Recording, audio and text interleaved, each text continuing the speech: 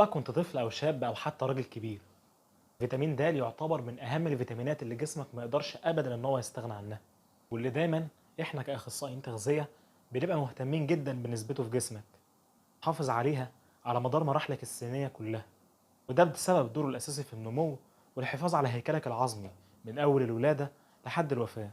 تعتبر وظيفة فيتامين د الأساسية إنه بيحافظ على مستوى الكالسيوم في جسمك، كمان بيزود من كفاءة امتصاصه من الأمعاء. ولو انت ما قدرتش تحصل على الكمية الكافية من الكالسيوم ده من الغذاء، فبيخرج الكالسيوم اللي متخزن في العظم عن طريق تواصل فيتامين د مع خلايا الاوستيوبلاست والاوستيوكلاست. وكمان بنقدر نحصل على مركب مهم جدا من فيتامين د بعد عملية الميتابوليزم اللي بتحصل له في الكبد والكلية، وهو مركب ال 1.25 دايهيدرو فيتامين د. الناتج ده بنستخدمه في حاجات كتير جدا، زي علاج الصدفية ومنع تكاثر الخلايا السرطانية. من أهميات فيتامين د برضه إنه مضاد للأكسدة والالتهابات، بيحافظ على صحة خلايا جهازك المناعي، وكمان بينشط خلايا الدماغ.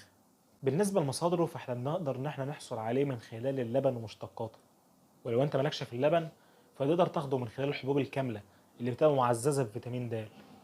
طبعا من أهم مصادر فيتامين د هو تعرضك للشمس لفترة كبيرة، واللي ساعتها بيحصل تحول لمادة الكالسيفرول اللي موجودة على الجلد لفيتامين د.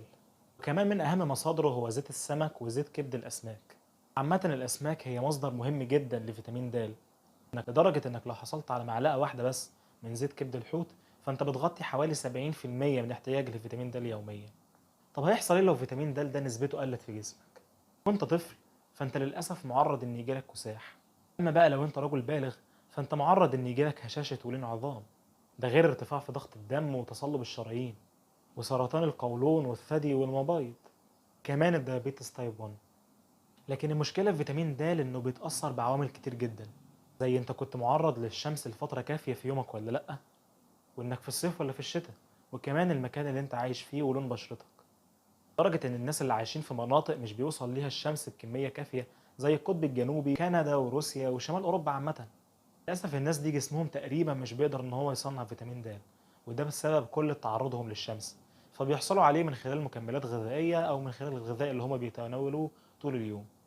لو جينا نتكلم عن جرعة فيتامين د اليومية، فأنت محتاج حوالي 400 وحدة يوميا لو سنك من شهر ل 12 شهر، أما بقى من سنة لحد 70 سنة فأنت محتاج حوالي يوميا 600 وحدة، أما الناس اللي أكبر من سن ال70 هم محتاجين يوميا حوالي 800 وحدة. طب هيحصل إيه لو أنت خدته بكمية كبيرة في اليوم؟ خدت فيتامين د بكمية أكبر من 4000 وحدة في اليوم، أنت للأسف معرض للغثيان وفقدان الوزن والإمساك والضعف والوهن في عضلات الجسم، كمان للأسف معرض للحصوات على الكلى. وفيتامين د موجود في منتجات كتير جدا بتتباع في الصيدليات، زي ديفارول اس واوسوفورتين وبونكير، وكمان في دروب ودي 3 كاندي. وفي النهاية نقدر نقول إن فيتامين د من أهم الفيتامينات اللي بتبقى موجودة في جسمك، واللي ما ينفعش أبدا نسبتها تقل عن المعدل الطبيعي، ده بسبب المشاكل الكتير اللي نرجع عندها واللي احنا في غنى عنها. وإنك دورك كأخصائي تغذية إنك توعي الناس وتعرفهم عن الأكلات اللي موجود فيها فيتامين د، تعرفهم هو قد إيه مهم ليهم.